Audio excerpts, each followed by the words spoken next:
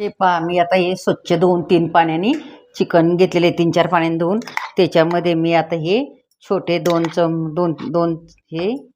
Spoon मी हे टाकले आलं लसणाची पेस्ट. आता त्याच्यात टाकू आपण हळद. हळद टाकून घेतली. हळद टाकून घ्यायची. आता आपण त्याच्यात घेणारे धना पावडर टाकून, धना पावडर 1 चमचा टाकून घेतलेली आहे मी. आलं लसूण धना पावडर. आता हे मीठ टाकून घ्यायचं आपल्याला.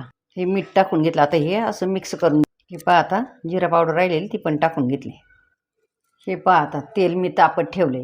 याच्यात मी 4-5 मिरे, 3 लवंगा आणि 2-3 छोटे छोटे दालचिनीचे तुकडे आणि एक मसाला विलायची आणि 2-3 हिरवी विलायची हे मी तेलात टाकून घेते सगळं. आणि आता हे आपण सगळं साहित्य लावून घेतलेलं हे मी तेलामध्ये चिकन टाकून घेते. चांगलं मिक्स करून घेऊ. आणि आता हे आपण चांगलं शिजवून घेऊ. आता हे चांगलं परतू घेऊ. हे कांदा तळून घेते. खोबरं भाजलेलंच आहे. आता हे तळून मी वाटून घेते. हे पहा आता मी असंच आहे, हे असंच तेलावर परतू घेणार आहे. हे चांगलं आता तेलावर परतते, वाटून घेते.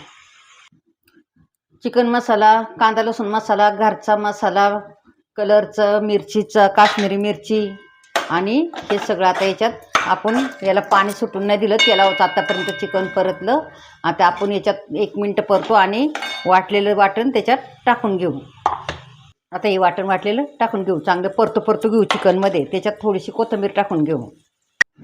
हे पहा आता आपलं चिकन चांगलं परतून झालेलं आहे आणि निम्मं शिजलं आहे.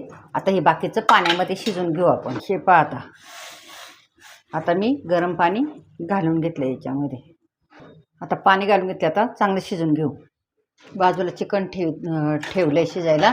तोपर्यंत म्हणलं भाकरी करून घेऊ. आता तोपर्यंत मी भाकरी करून घेतली.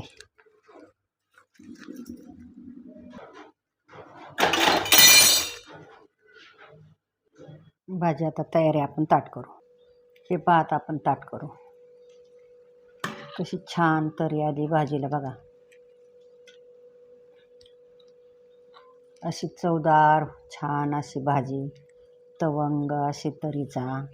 ही घ्या.